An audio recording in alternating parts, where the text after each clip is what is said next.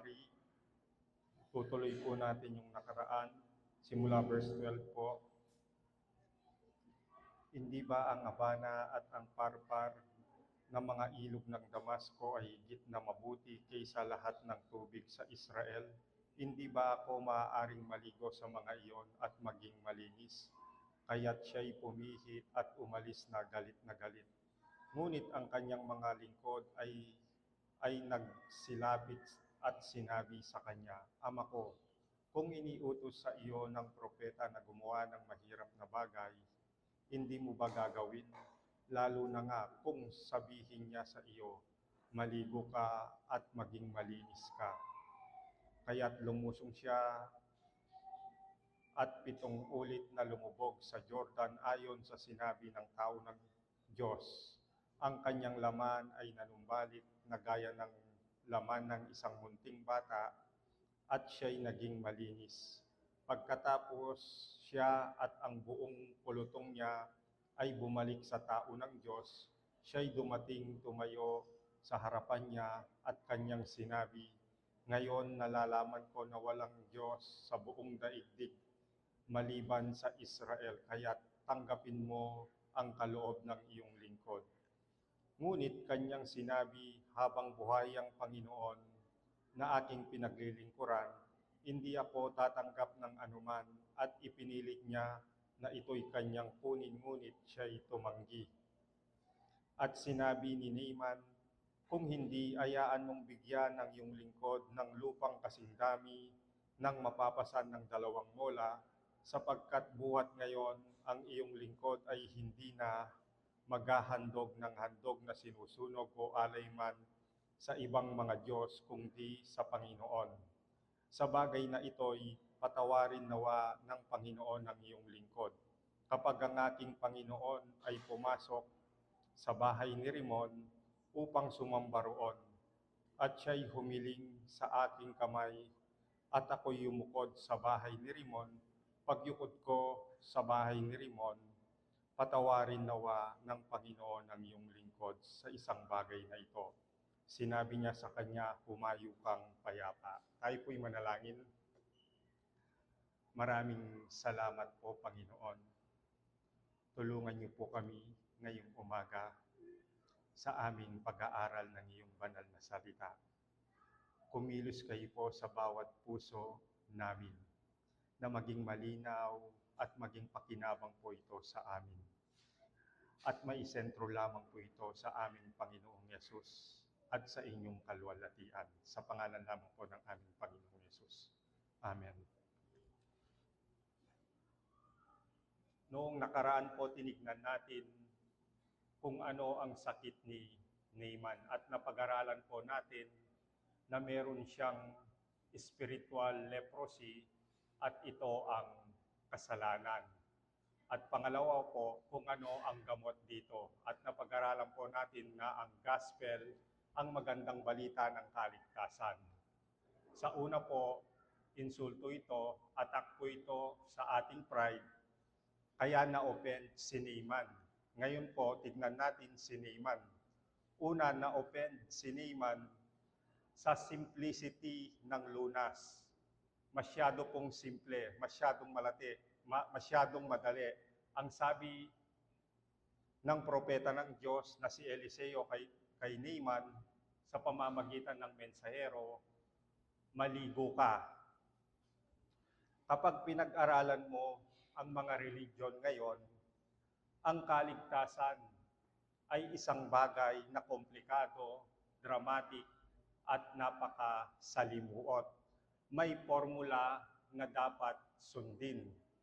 May 3-step, may 5-step, o 10-step na dapat gawin. Palaging may isang bagay na misteryo. Kaya nang sabihin ni Eliseo kay Naaman, maligo ka lang, ito po ang reaksyon ni Naaman. Verse 12,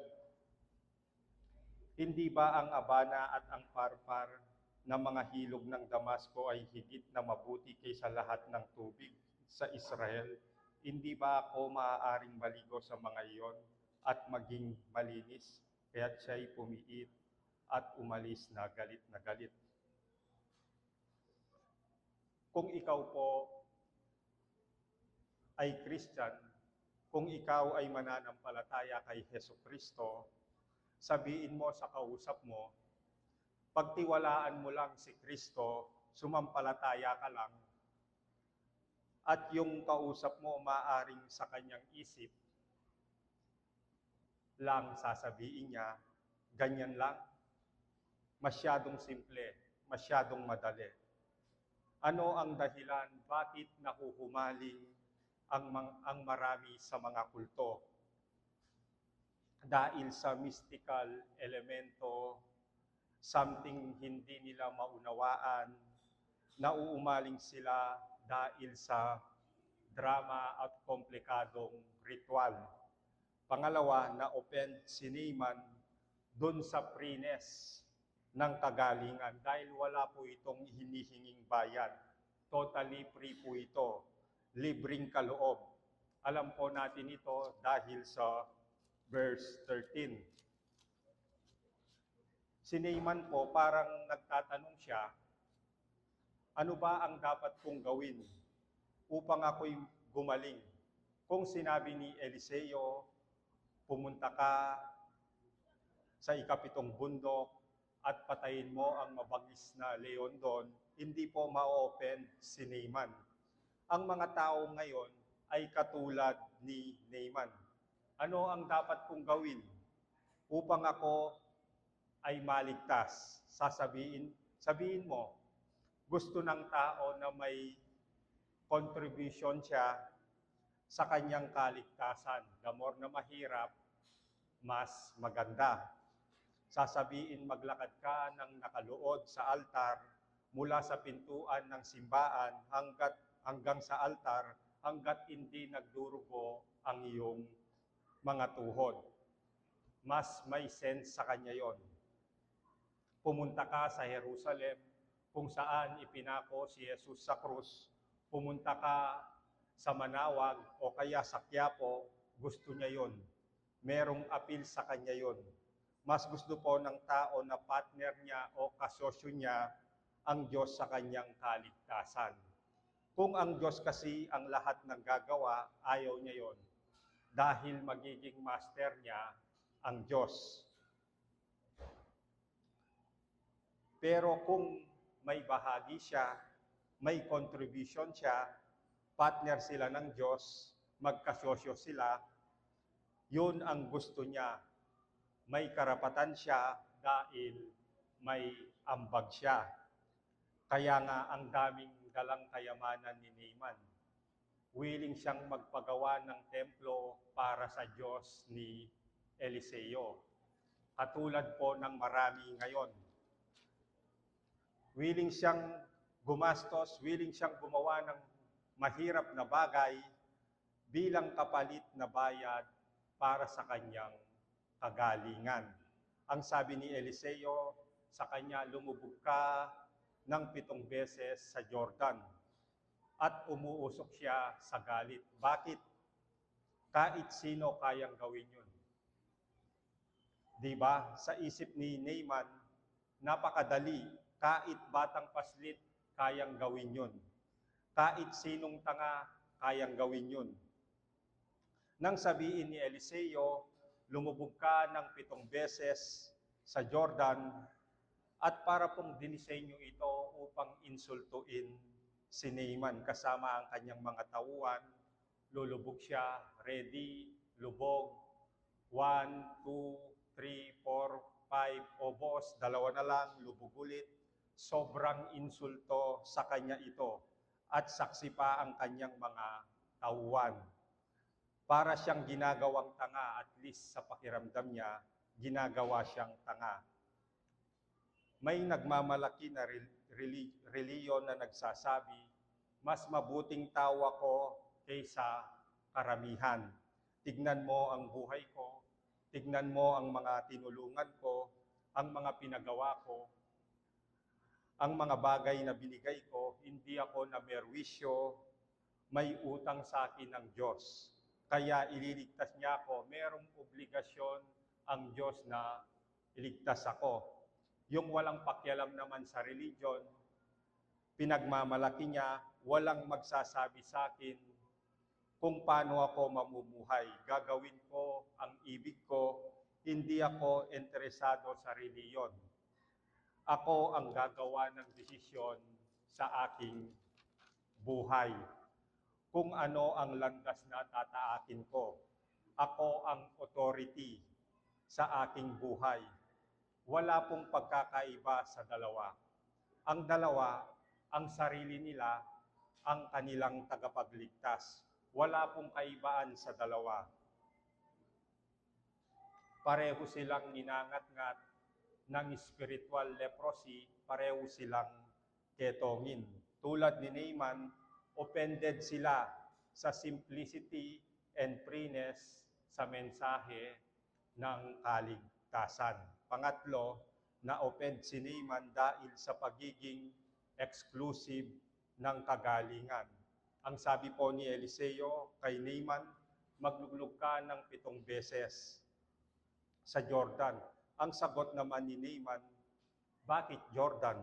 Bakit hindi na lang maski sa ang ilog? Mas malinis pa nga ang ilog sa Syria. Ganito pa rin po ang pagtutol ng mga taong ngayon. Bakit Christianity lang?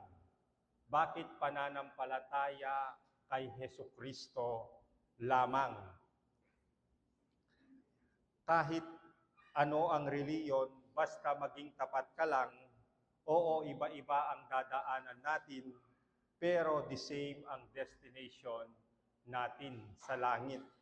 Ang mga tao pong nagsasabi ng ganito, ewan ko lang kung nare-realize nila na kung ganito nga, ibig sabihin, ang kaligtasan ay hindi na libreng kaloob. Kailangan mo itong pagpagalan para mapasayo. Hindi po simple ang ganitong argumento nila. Nagiging komplikado na ang kaligtasan. Sa kauli-hulihan, sino ang tagapagligtas talaga? Ang tao mismo. Ang tao mismo, hindi man po ang Diyos. Ngunit dahil ang kaligtasan ay exclusive, dahil si Hesukristo lamang ang tagapagligtas, inclusive din ito. Ibig sabihin, included ang lahat sa panong paraan. Dahil ang kaligtasan ay pananampalataya kay Hesukristo lamang, pati yung may kapansanan, pati yung lumpo spiritually, pwedeng masave. Pati yung professional na kriminal, nakaratay na, naghihingalo na, pwede pa rin maligtas. Ganito ka inclusive, walang hindi pwedeng abutin ang habag ng Diyos. Kahit gaano pa kaitim at kakapal ang kasalanan ng isang tao. Ang sabi po ng Panginoong Yesus sa John 14:6, ako ang daan, ako ang katotohanan, at ako ang buhay. Walang makakapunta sa Ama kundi sa pamamagitan ko. Totoo po na siya lang ang daan, na siya lang ang tagapagligtas, ngunit invitation din sa bawat isa. Ito rin ay invitation sa bawat isa. Very inclusive dahil included ka at included ako. Anong gagawin?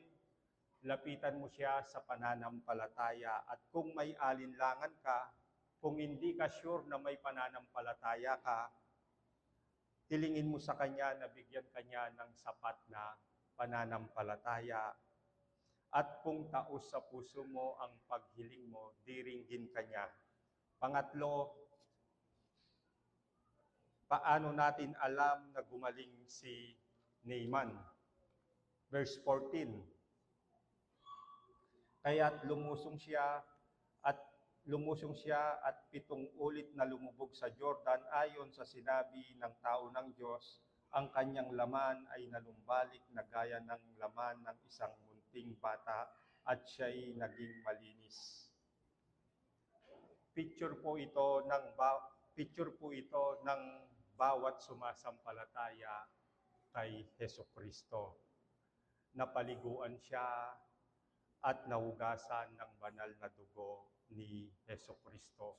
Sa sandaling sumampalataya ka kay Hesukristo, ikaw ay pure sa mata ng Diyos, na para bang hindi ka gumawa kahit isang kasalanan sa buong buhay mo.